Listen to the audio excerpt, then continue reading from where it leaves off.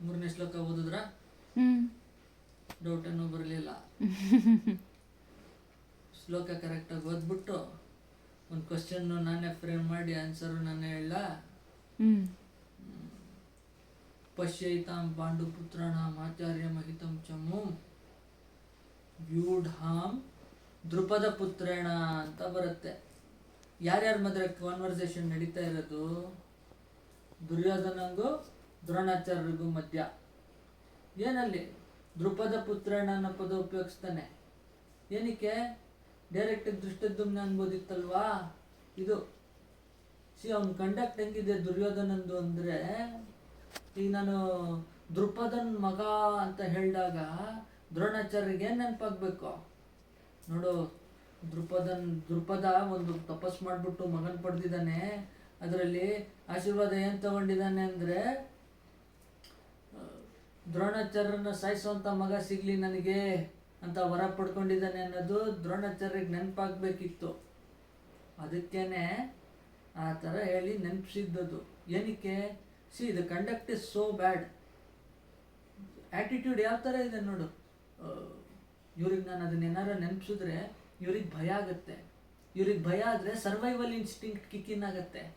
Survival instinct kick in ಆಯಿತು ಅಂದರೆ any person for that matter will start waging war like the king. They will give the best out of it because they have to survive, not because they have to win for the king. ಪರಶುರಾಮರ ಶಿಷ್ಯ ಅಲ್ವಾ?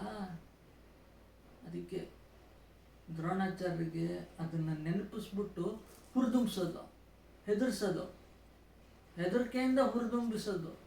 The motivation that comes through fear will make any person go villain. ಇಲ್ಲ ಅದೇ ಥರ ಮಾಡಿದ್ದು ಪಾಪ. ಅವ್ರು ಅದಕ್ಕೆ ತುತ್ತಾದರು, 10 ದಿನ ಉಳಿದ್ರು. ಆಮೇಲೆ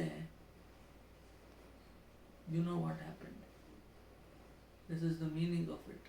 ಏನಕ್ಕೆ ಆ ಥರ ಉಪಯೋಗಿಸ್ದ, ಏನಕ್ಕೆ ಆ ಥರ ಮಾತಾಡ್ದ, ಏನು ಮಾತಾಡ್ದ ಅಂತ ಓದ್ಸಲಿ ಕೇಳಿದ್ರಲ್ಲ.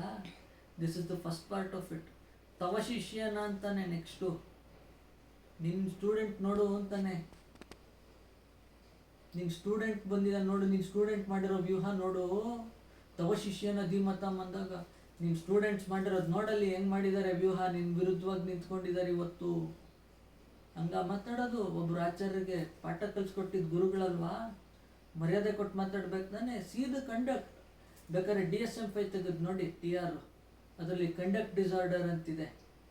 ಒಬ್ಬ ಮನುಷ್ಯ ಆ್ಯಂಟಿ ಸೋಷಿಯಲ್ ಆಗ್ಲಿಕ್ಕೆ ಏನೇನು ಬೇಕೋ ಎಲ್ಲ ಕ್ವಾಲಿಟೀಸು ದುರ್ಯೋಧನನಲ್ಲಿದೆ. ನೀವು ನೋಡಿದ್ರೆ ನಿಮಗೆ ಗೊತ್ತಾಗುತ್ತೆ.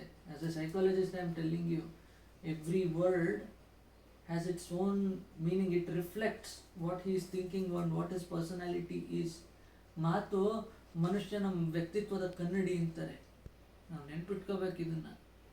ಅರ್ಥ ಆಯ್ತೇನೋ? ಹ್ಞೂ ಸರ್, ಧನ್ಯವಾದಗಳು.